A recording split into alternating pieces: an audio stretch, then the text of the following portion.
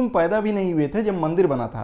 UP विधानसभा में विधानसभा अध्यक्ष सतीश महाना का ये बयान अब सोशल मीडिया पर तेजी से वायरल हो रहा है। लेकिन सवाल यह है कि आखिर सदन में ऐसी नौबत क्यों आई कि राम मंदिर के मुद्दे पर स्पीकर और समाजवादी पार्टी के विधायक आमने सामने आ गए।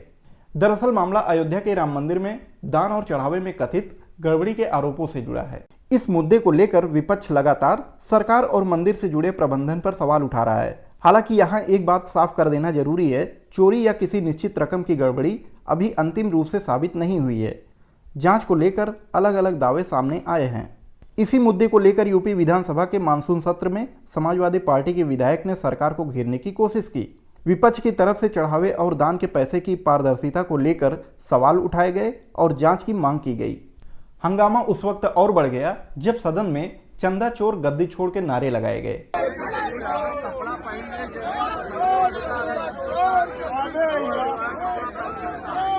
इस पर विधानसभा अध्यक्ष सतीश महाना नाराज हो गए और उन्होंने विपक्ष से कहा कि जिसने चंदा दिया है वह उसकी रसीद लेकर आए और बताए कि उसका कितना पैसा चोरी हुआ है। इसके बाद बहस राम मंदिर के इतिहास और उससे जुड़े आंदोलन तक पहुंच गई। वायरल वीडियो में सतीश महाना समाजवादी पार्टी के अध्यक्ष अनिल प्रधान से कहते हुए नजर आए, अनिल प्रधान तुम पैदा भी नहीं हुए थे जब राम मंदिर बना था।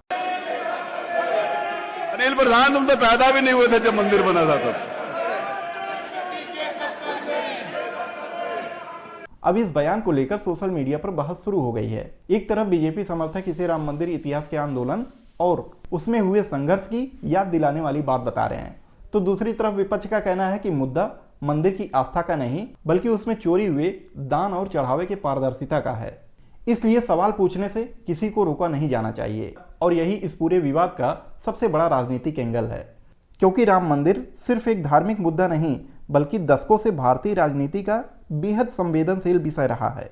ऐसे में जब विधानसभा के अंदर ही चंदे चढ़ावे और मंदिर के मुद्दे पर आरोप प्रत्यारोप शुरू होते हैं तो राजनीतिक तापमान बढ़ना तय है। इस पूरे मामले में सरकार की तरफ से भी विपक्ष पर पलटवार किया गया। मुख्यमंत्री योगी आदित्यनाथ ने समाजवादी पार्टी और कांग्रेस को राम मंदिर को बदनाम करने की कोशिश करने का आरोप लगाया और कहा कि जिन लोगों ने पहले राम मंदिर पर गोलियां चलवाई अब वही लोग मंदिर पर सवाल उठा रहे हैं। अयोध्या के मुद्दे को वे लोग उठा रहे हैं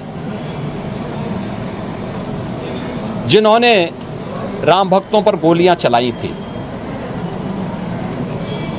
जो जय श्री राम बोलने पर लाठी गोली चलाते थे, जिन्होंने श्री राम मंदिर के निर्माण में वकीलों की अपनी फौज न्यायालय में खड़ी करके इस पूरे कार्यक्रम को बाधित करने का प्रयास किया था। लेकिन दूसरी तरफ विपक्ष लगातार कह रहा है कि अगर आरोप गलत हैं तो जांच और पूरी पारदर्शिता से स्थिति साफ होनी चाहिए। यानी इस वक्त सवाल सिर्फ ये नहीं है कि अनिल प्रधान पैदा हुए थे या नहीं, असली सवाल ये है कि राम मंदिर के नाम पर मिले दान और चढ़ावे का पूरा हिसाब क्या है, उसमें अगर कोई गड़बड़ी हुई है तो जिम्मेदार कौन है, और अगर आरोप गलत हैं तो जांच के बाद सच्चाई सामने कब आएगी। फिलहाल इस पूरे विवाद में सबसे जरूरी बात यही है, आरोप को साबित हुआ तथ्य ना माना जाए। जांच और आधिकारिक रिपोर्ट के बाद ही साफ होगा कि वास्तव में कोई वित्तीय गड़बड़ी हुई थी या नहीं।